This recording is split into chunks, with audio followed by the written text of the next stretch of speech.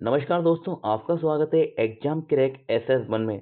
अगर आप रेलवे के किसी भी एग्जाम की तैयारी कर रहे हो तो ये वीडियो आपके लिए बहुत ही महत्वपूर्ण होने वाली है, क्योंकि इस वीडियो में मैं आपके बताता हूँ मैथ के इंपॉर्टेंट क्वेश्चन जो कि रेलवे की परीक्षाओं में बार पूछे जाते हैं। जिस तरह क्वेश्चन इस सेट में दिए गए उसी तरह क्वेश्चन आपके एग्जाम में भी आएंगे।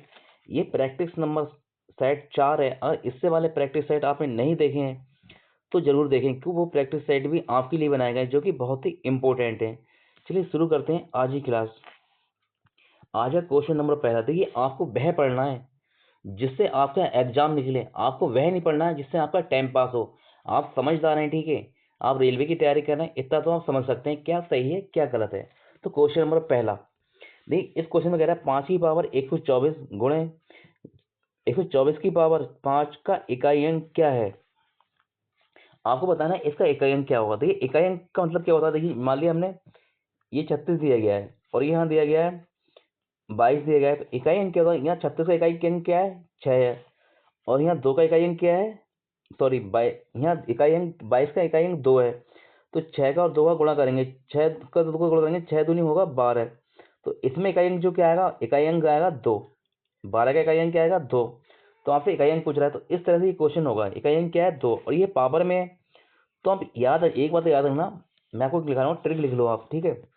156 156 यानी कि 156 ये संख्याएं आपको इनकी पावर कुछ भी हो, जैसे 1 की पावर कुछ भी हो आपको 1 ही मिलेगा, 5 की पावर कुछ भी हो आपको 5 ही मिलेगा, और 6 की पावर कुछ भी हो आपका 6 ही आएगा, ठीक है।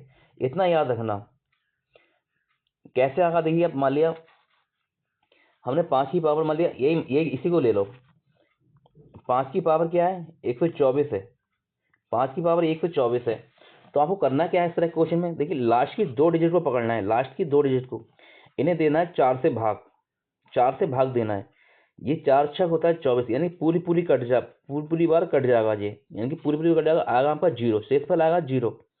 जब जीरो आएगा तो आपको करना है जो 5 है 5 की पावर आपको 4 रखना है, 5 की पावर आपको 4 रखना है। जब 5 की पावर आप 4 रखेंगे तो देखिए 5 का गुणा 4 बार करेंगे इस तरह से, तो जो आपका इकाई अंक आएगा वो 5 ही आएगा। करके देख लो, जो 25 आपको इकाई अंक से गुणा है, 5 गुणा करा 25 आया। तो आपको पूरा 25 से गुणा नहीं करना है, आपको लास्ट के 5 से गुणा करना है, 5 से गुणा करना है 5 25, फिर गुणा करना है 25, यानी कि इस तरह से आपका जो इकाई अंक आएगा वो 5 ही आएगा, ठीक है। इस तरह से करना है। अब मान लिया मैंने अभी आपको बताया था कि 1 5 और 6 इनकी पावर कुछ भी हो ये सेम ही आते हैं, ठीक है। तो 5 की पावर 124 है तो 5 आ जाएगा यहाँ से इंटू, और देखिए 124 की पावर कितना है 5 है। तो हमें क्या करना है, लास्ट की संख्या को पकड़ना है, यहाँ से लास्ट की पकड़ना है, क्योंकि हमें इकाई अंक से मतलब है। ये 12 को आप भूल जाइए, इस 12 को भूल जाइए, आप खाली 4 को पकड़िए, 4 को पकड़िए, ठीक है। और 5 दिए, पावर दिया 5, मैंने अभी बताया था कुछ जब कुछ पता ना होए तो आपको सिर्फ 4 से डिवाइड करना है, 4 से डिवाइड करना है। 5 को 4 से डिवाइड करेंगे तो 4 एकम 4, यानी कि शेष बचेगा आपको 1। तो यहाँ 4 दिया गया है तो 4 की पावर आप 1 दीजिए, 4 की पावर 1 करेंगे, 4 की पावर 1 करेंगे तो 4 ही आएगा आपका, 4 एकम 4 होता है। तो इसका गुणा करेंगे, 5 और 4 गुणा करेंगे, 4 पंजे 20, 20 आया। आपसे पूछ रहा है इकाई अंक क्या होगा, तो इसका इकाई अंक होगा 0, यानी कि ऑप्शन नंबर सी आपका राइट आंसर आ जाएगा। अगर आपको समझ में आप चाहते हैं कि इससे पूरा वीडियो मिले तो मुझे कमेंट में लिख दीजिए, मैं आपको इसका पूरा वीडियो दूंगा। तो चलते हैं हम अगले क्वेश्चन पर। क्वेश्चन नंबर 2 आपसे कह रहा है 1:2 और 2:7 का लघुत्तम समापवर्तक यानी कि एलसीएम ज्ञात कीजिए। आपको इसका एलसीएम बताना है। देखिए अगर आपने मेरी एलसीएम ऐसे वाले भी वीडियो नहीं देखी तो जरूर देखें, क्योंकि उसमें मैंने आपको रेशियो का एलसीएम निकालना सिखाया कि रेशियो का कैसे हम एलसीएम लेते हैं। तो देखिए क्वेश्चन बहुत आसान है, लेकिन पॉइंटों में तो हम डर जाएंगे, इसे देख के हम डर जाएंगे, क्योंकि अगर हमने पढ़ रखा है पहले तो हम इस क्वेश्चन को 2 से 3 सेकंड में कर देंगे। अगर हमने नहीं पढ़ रखा है तो हम इस क्वेश्चन छोड़ेंगे या तो फिर गलत करेंगे। तो हमें देखिए इस क्वेश्चन को कैसे करना है। यहाँ लिखा है 1:2, 1:2 लिखा है तो हमने 12 लिख देंगे। 1 के बाद में क्या है, दशमलव लगा हुआ है, तो यहाँ 10 आ जाएंगे, तो यहाँ से दशमलव हटेगा तो नीचे 10 आ जाएगा, नीचे 10 आएगा आपका। फिर आगे 27 है, यानी कि 2.7 है, तो यहाँ से दशमलव हटेगा तो 27 के नीचे भी 10 आ जाएगा आपका। अब हमसे आप एलसीएम पूछ रहा है तो आप ऊपर वाली संख्याओं को लेंगे एलसीएम, ऊपर वाली संख्या को लेंगे एलसीएम। अगर 27 का 12 का जब एलसीएम लेंगे तो ये आ जाएगा 108, इसका एलसीएम आएगा 108। और नीचे वाली संख्याओं का इनका लेंगे एचसीएफ, इनका लेंगे हम एचसीएफ, इनका एचसीएफ लेंगे। जब एचसीएफ लेंगे तो इनका एचसीएफ यहाँ भी 10 है, यहाँ भी 10, तो इनका एचसीएफ आ जाएगा 10। लेकिन हमारा क्या है, सब इस तरह से हमारा आंसर है ही नहीं, इस तरह से आंसर है ही नहीं, तो हमें लगाना है दशमलव। तो ये देखिए जो जो यहाँ नीचे 10 है तो एक के बाद में लास्ट में एक का दशमलव लगा देंगे, तो 10.8 हमारा आंसर हो जाएगा, 10.8, यानी कि ऑप्शन नंबर बी इसका राइट आंसर हो गया। क्वेश्चन नंबर 3, इस क्वेश्चन में कह रहा है, बहुत ही प्यारा क्वेश्चन है, ठीक है। इस तरह क्वेश्चन रेलवे में बहुत ज्यादा पूछे हैं, लेकिन क्या होता है, हम डर जाते हैं। यहाँ देखिए ये लिखा है 0.04, 0.04 अनुपात 0.06 समानुपात 0.06 अनुपात ए है, तो ए का मान कितना है। ये क्वेश्चन आपका अनुपात समानुपात से लिया गया है, ठीक है, यानी कि रेशो से आपका क्वेश्चन है। तो देखिए इस तरह का जो जो क्वेश्चन होता है उसे कहते हैं चतुर्थ अनुपात। आपसे देखिए यहाँ ए दिया गया है, कल क्वेश्चन आपके क्वेश्चन में आ जाएगा कि चतुर्थ अनुपात बताइए, ठीक है, यानी कि चौथी संख्या बताइए, आपको इस तरह से क्वेश्चन भी आ सकता है। तो इस तरह क्वेश्चन को कैसे करते हैं, देखिए इस तरह क्वेश्चन को जब हम करते हैं तो इनका गुणा करते हैं, इनका गुणा करेंगे हम, ठीक है, और ये लास्ट की संख्या होगा और इनका गुणा करेंगे, इनका गुणा करेंगे, इस तरह से लिखते हैं। तो लिख लीजिए आप 0.06 इंटू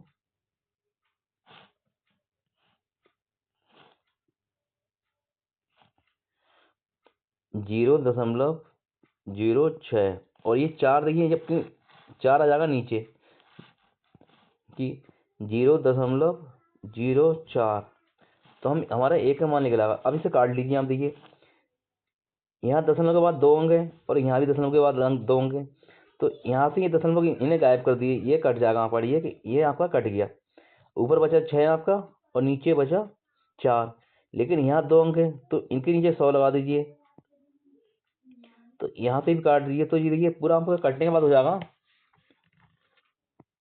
ये हो जाएगा 6 इंटू 6 और 4 इंटू 100, ये 100 हो जाएगा। अब इसे काटेंगे आप, देखिए 2 से काटिए, 2 दूनी 4 और 2 तियां 6, और फिर इस 2 से ही जाएगा 2 तियां 6, ऊपर हो जाएगा 3 तियां 9, 3 तियां 9 हो जाएगा, और नीचे जब आपका 100 है, देखिए ऊपर आपका हो जाएगा 9, ऊपर 9 हो गया और नीचे बचा आपका 100। तो जैसे हल करेंगे हम तो ये हो जाएगा 0.09, यानी कि ये आपका आंसर आ जाएगा। देखिए ये किस ऑप्शन में दिया गया है, 0.09, ये दिया गया है ऑप्शन नंबर डी में, ऑप्शन नंबर डी में ये इस क्वेश्चन का आ गया राइट आंसर। क्वेश्चन नंबर 4, इस क्वेश्चन में कह रहा है 600 माइनस ए बराबर 200 का 65% है, तो ए का मान ज्ञात कीजिए। देखिए इस तरह क्वेश्चन को आप डायरेक्ट ही कर सकते हैं, डायरेक्ट कर सकते हैं और मुंह जवानी भी कर सकते हैं। जब भी देखिए इस तरह से आपको प्रतिशत पूछा जाए, जैसे मान लिया आपका क्या गया 200 का, यहाँ लिखा हुआ का मतलब होता है गुणा, यहाँ 65% लिखा है, ठीक है, तो आपको क्या करना है, यह प्रतिशत हटता है, आपको ध्यान रखना, प्रतिशत हटता है तो वो 2 जीरो कट जाते हैं, उससे प्रतिशत से आपके 2 जीरो कट जाते हैं।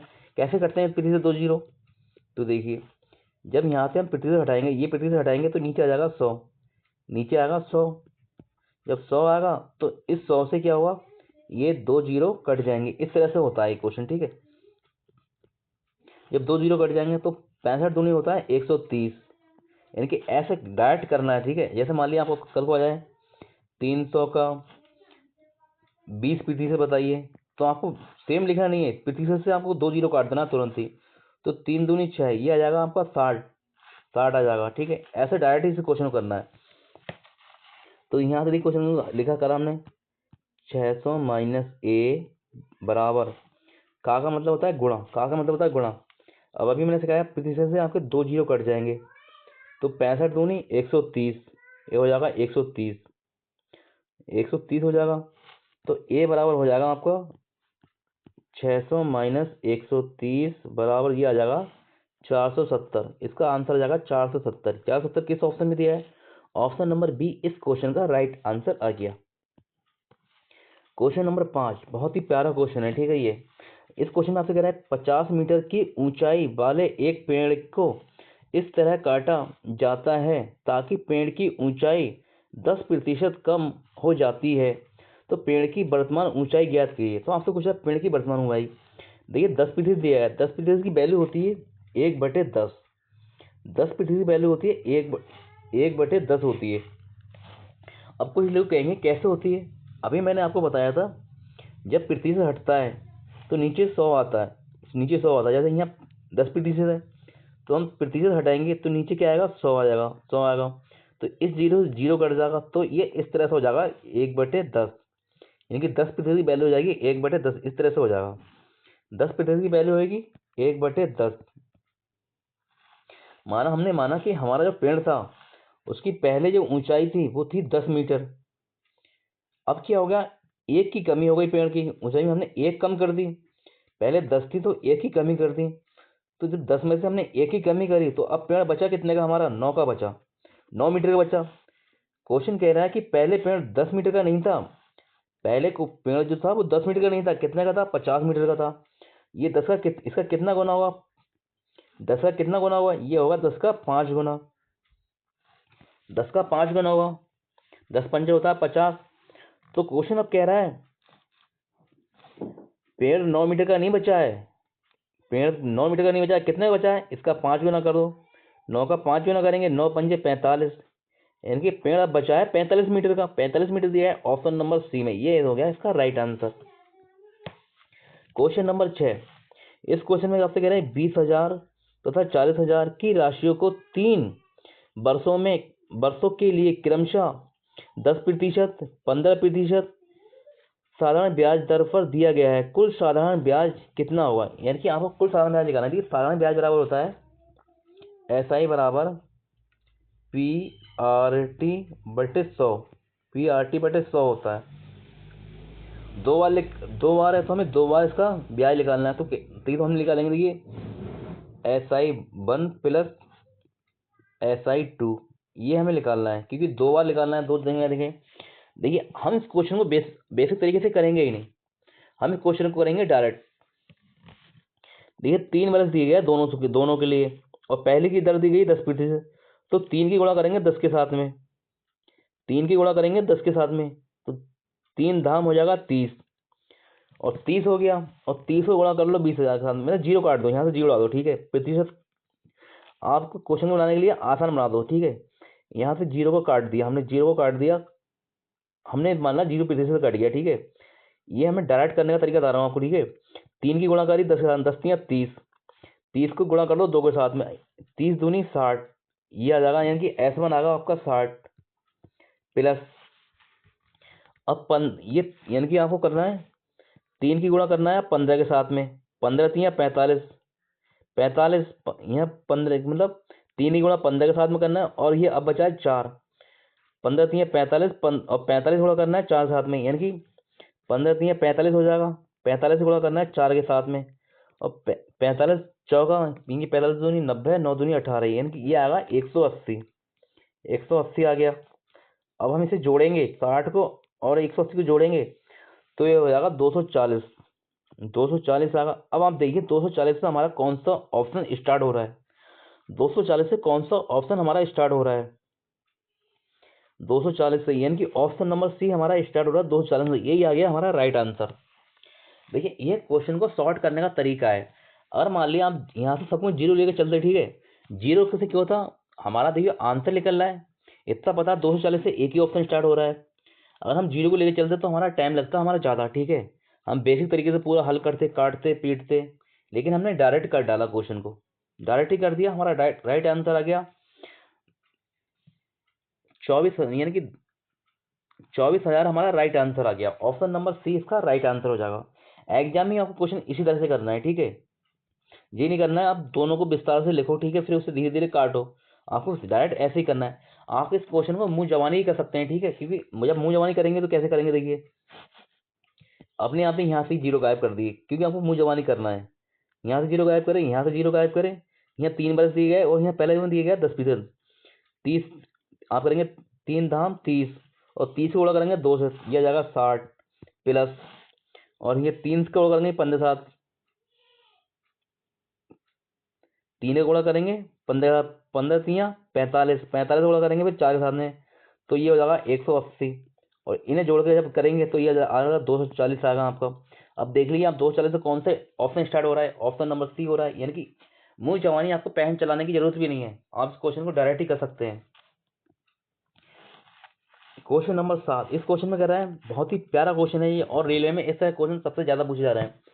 देखिए आपसे कह रहा है एक धनराशि एबीसी में क्रम, एक धनराशि ए बी और सी के बीच 9:6:11 के अनुपात में बांटी जाती है। यदि ए अपने हिस्से से सी को 500 रुपये दे देता है तो ए बी और सी के हिस्सों का अनुपात 4:3:6 हो जाता है, तो बी और सी के आरंभिक हिस्सों का योग क्या है।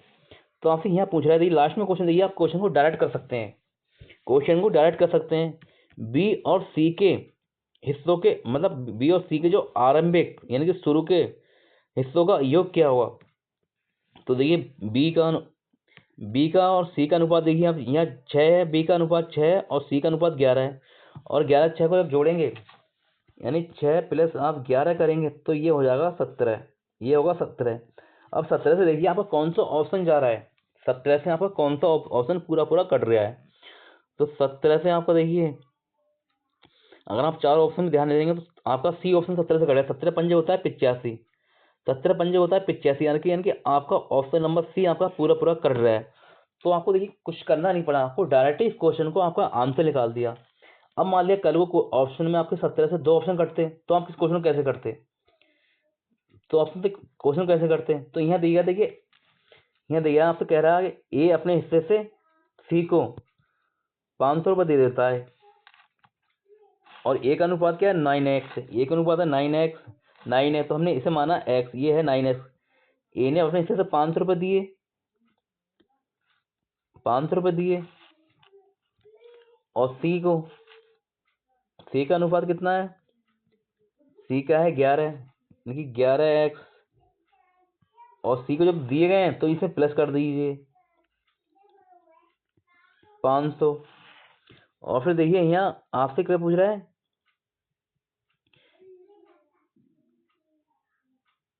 फिर आगे देखिए ए और सी का अनुपात कितना है, ए और सी का अनुपात, ए का 4 और सी का 6, दोबारा से ए का 4 है और सी का 6 है। तो देखिए एक जो ए का अनुपात है वो 4 है और सी का कितना है 6 है, तो इसे भी आप काट लीजिए में, ये 2 से जाएगा, 2 दूनी 4 और 2 3 6, तो आप कर लिए 2:3 करेंगे इसे। अब तो आप तिरछा गुणा करेंगे, जब तिरछा गुणाएंगे 3 का गुणा करेंगे इस साइड, 3 का गुणा करेंगे ये ऊपर वाली साइड में, तो 9 3 27x, यही 27x हो जाएगा, और 2 का गुणा करेंगे नीचे वाले में, तो 11 दूनी 22x, ये 22x हो जाएगा। 27x में से 22x जाएंगे तो आपका कितना बचेगा, तो आपका बचेगा 5x, आपका बचेगा 5x। और देखिए 3 का गुणा करेंगे 5 के साथ में, 5 3 1500, ये 1500 हो जाएगा, और ये ध्यान रखना माइनस में है। और 2 का गुणा करेंगे 500 साथ में, तो 5 दूनी 10, ये 1000 आपका हो जाएगा। अब देखिए यहाँ माइनस में आपका 1500 और यहाँ प्लस में है, यहाँ आपका प्लस में, तो ये जुड़ जाएंगे 1500 और 1000, ये हो जाएंगे 2500, 2500 हो जाएंगे। तो आपका x बराबर आ जाएगा, क्योंकि 5 से आप कट जाएंगे, 5 से ये कट जाएगा 25 25 बार, यानी कि x बराबर आपका x बराबर आ जाएगा 500। जब x बराबर 500 आ जाएगा तो आपसे करें बी और सी का आरंभिक योग, तो बी और सी का आरंभिक अनुपात क्या है, बी का है अनुपात 6 और सी का है 11, 5 6 को जब 6 प्लस 11, सॉरी देखिए 6 को और 11 को जोड़ेंगे तो ये हो जाएगा 17, और 17 ही गुणा करेंगे 500 के साथ में, 17 ही गुणा, क्यों हमारा x बराबर आया 500, x बराबर हमारा जब 500 आया है तो इसकी गुणा करेंगे तो 17 पंजे होता है 85, यानी कि ऑप्शन नंबर सी इसका राइट आंसर हो जाएगा। चलते हैं दोस्तों अगले क्वेश्चन पर। क्वेश्चन नंबर 8, क्वेश्चन नंबर 8, इस क्वेश्चन में आपसे कह रहा है 67.5 प्रति किलोग्राम केजी मूल के चावल को RR 60 प्रति केजी मूल के चावल के साथ किस अनुपात में मिलाया जाना चाहिए ताकि औसत जो अनुपात है वो 64 प्रति केजी हो सके। आपसे कह रहे हैं जो अनुपात है वो 64 प्रति केजी हो सके। तो इस क्वेश्चन को कैसे करना है, देखिए इस क्वेश्चन को हम बेसिक तरीके से कर सकते हैं, लेकिन एक इसको हम एलिगेशन से भी कर सकते हैं, क्योंकि जो हमारा औसत अनुपात दिया गया है, सॉरी औसत मूल्य दिया है, वो दिया गया है 64 रुपये, और पहला क्या है 67.5 है, दूसरा क्या है 60 है, और बीच में दिया गया है वो 64 दिया है। जब इस तरह से कोई क्वेश्चन आपके सामने आए तो हम उसे एलिगेशन से कर सकते हैं। तो हम इसे कर लिखेंगे 67.5 और ये दिया 60 और बीच में हमारा आ रहा है 64। तो कर लीजिए आप इसे 67.5 में से 64 जाएंगे तो ये आएगा 3.5 बचेगा आपका 3.5, और यहाँ 64 में से 60 जाएंगे तो ये बचेगा 4। अब देखिए अब यहाँ से आप जो दशमलव हटाएंगे, यहाँ से दशमलव हटाएंगे तो अब इसे यहाँ 0 लगा दीजिए। अब इसे काट लीजिए आप, जिसे काटेंगे तो 5 अट्ठे 40 और 5 सत्ते 35, यानी कि जो आपका अनुपात आएगा वो 8:7 आएगा। इसका जो अनुपात आएगा 8:7, यानी कि ऑप्शन नंबर ए इसका राइट आंसर हो जाएगा। क्वेश्चन नंबर 9 आपसे कह रहा है यदि दो समरूप त्रिभुजों की संगत भुजाओं का अनुपात 5:7 है तो दोनों त्रिभुजों के क्षेत्रफलों का अनुपात क्या होगा। देखिए जब इस तरह से क्वेश्चन पूछा है, भुजाओं का अनुपात दिया गया है, आपके पास में भुजाओं का अनुपात दिया गया है और आपसे क्षेत्रफलों का अनुपात पूछ रहा है, तो क्या करना है आपको, कुछ नहीं करना, भुजाओं के अनुपात का स्क्वायर कर देना है आपको। पहली भुजा दी गई है 5, इसका स्क्वायर कर दीजिए, अनुपात 7√7, इसका स्क्वायर जब करेंगे, जब स्क्वायर करेंगे तो देखिए स्क्वायर से ये रूट कट जाएगा, स्क्वायर से ये रूट कट जाएगा, यहाँ बचेगा 5 आपका, यहाँ बचेगा 7। तो जो इसका राइट आंसर आएगा वो आ जाएगा 5:7 आ जाएगा, 5:7 आ जाएगा। 5:7 किस ऑप्शन में दिया है, ऑप्शन नंबर बी में दिया है, इस क्वेश्चन का राइट आंसर हो गया। क्वेश्चन नंबर 10 आपसे कह रहा है यदि किसी समकोण त्रिभुज के एक कोण की माप सबसे छोटे कोण की माप से 30 अधिक है तो सबसे छोटे कोण की माप क्या होगी। आपको सबसे छोटे कोण की माप बताना है। देखिए यह होता है समकोण त्रिभुज,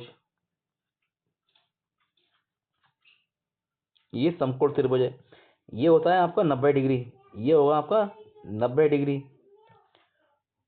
और ये मान लिया हमने सबसे छोटा कोण है x, सबसे छोटा कोण x है। आगे क्वेश्चन कह रहा है सबसे छोटे कोण की माप से 30 अधिक है, मतलब एक कोण की माप है 30 अधिक है, तो ये वाले कोण की हमने इसकी माप मान ली, ये इससे 30 अधिक है, तो ये कितनी होगी x + 30 होगी, x + 30 होगी। तो आपको पता है कोण त्रिभुज के तीनों कोणों का योग होता है 180 डिग्री, तीनों कोणों का होता है 180 डिग्री होता है। जब तीनों कोणों का योग 180 डिग्री होता है तो आप इन्हें जोड़ लीजिए सबको, यानी कि x प्लस यहाँ से x, ये x जोड़ा, फिर 90 जोड़ेंगे, 90 प्लस और फिर यहाँ x + 30, x + 30, ये बराबर दिया गया है हमारा, ये बराबर है 180 डिग्री। तो ये x यहाँ है, x यहाँ है, ये हो जाएगा 2x हो जाएगा। और देखिए 90 यहाँ है, 90 यहाँ है और 30 यहाँ है, तो ये हो जाएगा 90 और 30 को जोड़ेंगे तो हो जाएगा 120।